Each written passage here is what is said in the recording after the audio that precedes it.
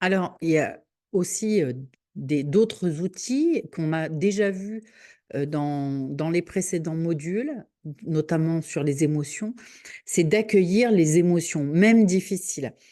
Ça peut sembler, voilà, pas très, très intuitif comme ça, mais pouvoir, quand une personne vous dit ce qu'elle ressent et par exemple en lien avec une blessure d'abandon qui serait par exemple: «De toute façon, moi j'ai l'impression que, personne ne peut m'aimer ou je ne peux pas être aimé», on peut venir tout simplement, plutôt que de lui dire: «Mais si, vous êtes une bonne personne, non, non, non», ce qu'elle a dû déjà entendre je sais pas combien de fois.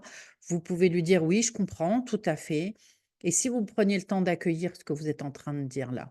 Ne serait-ce que pour lui laisser aussi la possibilité, à un moment donné, de venir être en spectatrice de ce qu'elle dit et de pouvoir faire le constat de: «Ouais, ces choses-là, quand je les dis, qu'est-ce que ça me fait? Qu'est-ce que je ressens?»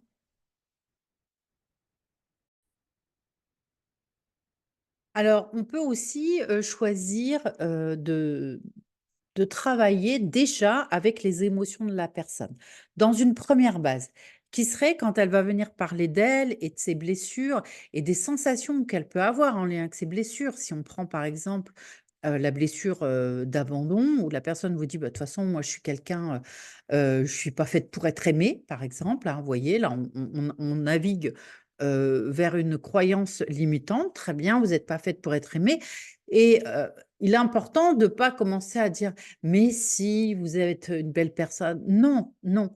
Ça, c'est ce qu'elle entend ailleurs, mais elle ne le comprend pas, elle ne l'intègre pas. Donc très bien, vous sentez que vous êtes personne qui ne peut pas être aimée et qu'est-ce que vous ressentez là, en disant ça? Pourquoi? Parce que si on veut commencer à faire changer la personne, il va falloir qu'on la rende déjà spectatrice de ce qu'elle dit et spectatrice de ce qu'elle ressent. Alors spectatrice, c'est pas vraiment le mot, mais en tous les cas, de faire un arrêt sur image. Parce que les gens se parlent sans même, et ils parlent d'eux, sans même, faire attention à tout ce qu'ils peuvent dire et comme si aussi c'était normal. En venant mettre un arrêt sur image et en venant pointer quelque chose, vous venez de dire: «OK, bah, moi je trouve pas ça normal de dire ça de vous». Donc on vient déjà peut-être, dire que voilà, on trouve pas ça normal et ensuite on vient accueillir l'émotion dans le sens: «Qu'est-ce que ça vous fait de vous juger comme ça, de vous réprimer ou de penser ça de vous?» Et on fait un arrêt sur image. Et là, on va commencer à déclencher les émotions qui vont arriver derrière. D'ailleurs, quand on fait un arrêt sur image, très souvent, ça amène, un peu des yeux larmoyants, et vous permettez, d'agrandir la brèche. Alors ça serait plutôt un outil à donner pour la personne ensuite à être dans l'autonomie. On peut lui demander de pratiquer des exercices. Alors là, j'ai mis la pleine conscience, mais ça peut être la méditation. Ça peut être plein d'autres choses, qui peuvent, l'aider aussi à s'accepter, plus facilement telle qu'elle est. Vous pouvez enregistrer aussi, des exercices et les transmettre à vos clients pour qu'ils puissent les écouter plus tard. Bon, c'est une petite parenthèse, hein, je fonctionne rarement comme ça, cela dit. Heu, Ça par contre, ça c'est quelque chose d'important.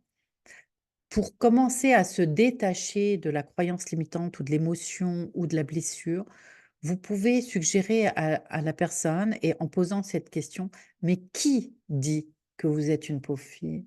Qui dit que vous n'êtes pas douée pour les études? Qui vous a fait croire ça? Qui vous dit que vous êtes une petite grosse et moche?» Et là, vous allez commencer à mettre du tiers. Et pour écarter et là, vous allez le sentir. Il y a des fois, c'est la croyance de la personne elle-même, mais souvent, elle s'est basée sur quelque chose ou elle s'est basée sur une relation et il est important de venir mettre ça en avant et là, vous allez avoir des choses comme: «Bah, de toute façon, mon père me disait toujours ta ta ta ta ta» et quand, vous avez ça, il est temps de commencer à décoller l'étiquette. Alors parfois, c'est des étiquettes qui se décollent bien, pas de souci. Parfois, c'est des étiquettes de chez IKEA. Vous décollez, puis il y a plein de trucs à gratter, il faut prendre l'acétone, enfin tout le bazar. Donc, pensez à dire: «OK, mais ce qu'il disait de vous aujourd'hui, vous êtes encore d'accord avec ça?» Voyez? Vous allez venir mettre du doute dans cette croyance. du doute dans cette blessure. C'est pas parce qu'elle s'est construite là-dessus qu'elle doit rester là-dessus. Et pour écarter les idées toxiques qui ont été semées dans son esprit. Est-ce que vous valez pas plus que ça? Ou est-ce que c'était peut-être juste à l'époque? Mais est-ce qu'aujourd'hui, vous n'avez pas progressé? Est-ce qu'il n'est pas temps de vous regarder de l'extérieur et de voir ce qu'il y a vraiment à voir? Parce que, la petite fille qui était pas bonne à l'école par rapport à sa grande sœur, par exemple, elle, elle a regardé qu'elle elle est nulle à l'école et aujourd'hui, vous faites tel métier. Donc ça veut bien dire que vous avez progressé, vous avez appris par vous-même ou peut-être que vous avez un métier qui ne demande pas beaucoup d'études, mais vous m'aviez dit que vous aimiez, la lecture, que vous aimiez donc c'est que vous avez changé depuis. Vous m'aviez dit que vous étiez, je ne sais pas moi, trésorière d'une association, beh, il faut des compétences pour tout ça. Donc ça veut dire qu'il y a des choses qui ont changé depuis ce moment-là. Comment vous pouvez vous regarder aujourd'hui autrement qu'avec l'emprise de votre bourreau? Bien sûr, c'est pas forcément parfois quelqu'un qu'elles aiment encore beaucoup et il faut apprendre aux personnes qu'elles ont le droit d'aimer les personnes qui leur ont dit ça parce qu'elles ont leur apporté autre chose, mais elles peuvent critiquer ce qu'elles ont fait. C'est ce qu'on appelle le détachement, la liberté relationnelle. C'est comment se dénouer des conflits de loyauté, de ce que tous nos parents ou nos tiers nous ont apporté, mais de commencer à être en désaccord avec eux.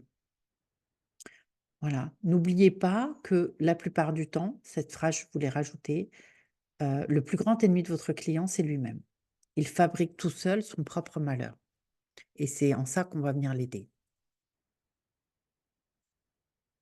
Alors, dans les blessures, qu'est-ce qu'on va venir travailler en émotions contradictoires ou pour travailler efficacement sur des blessures, il faut reconnecter la personne à son vécu, à elle.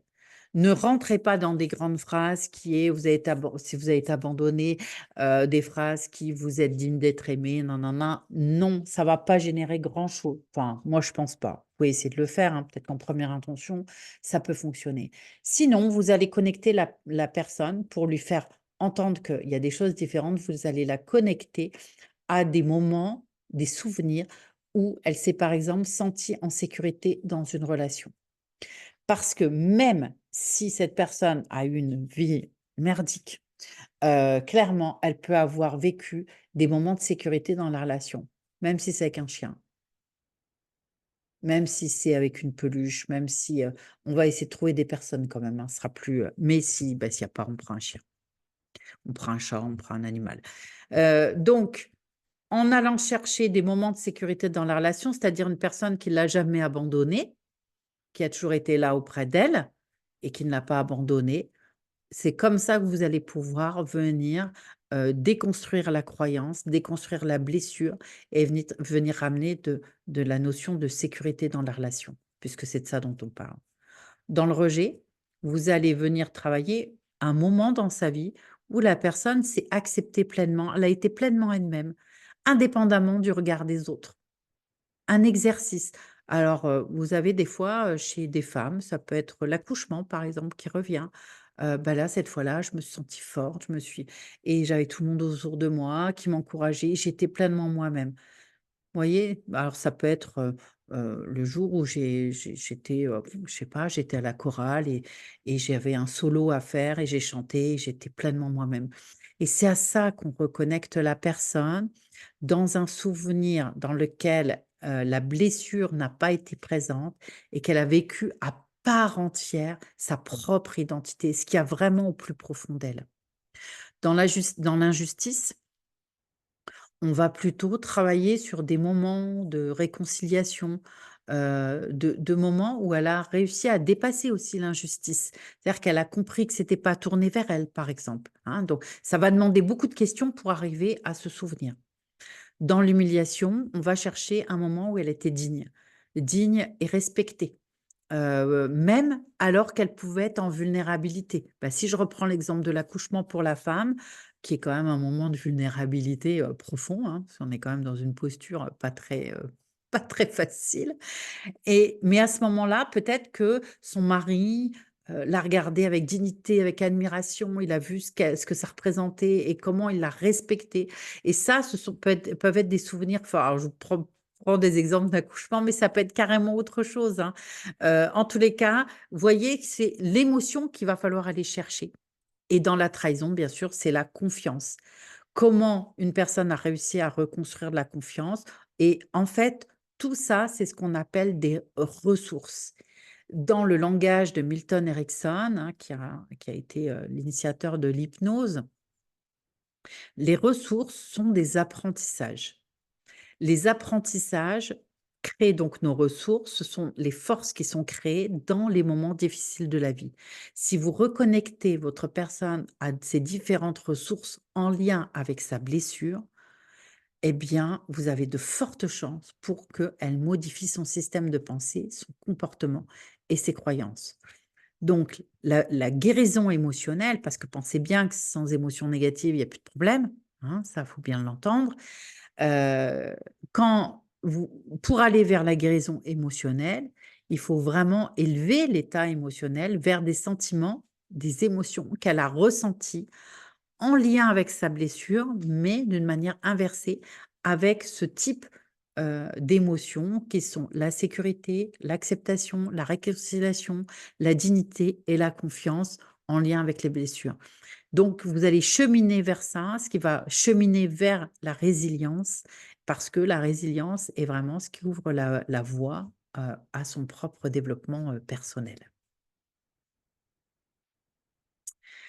Voilà, et bien, on va donc voir ensuite quelques outils pour travailler, sur les blessures dans la prochaine vidéo.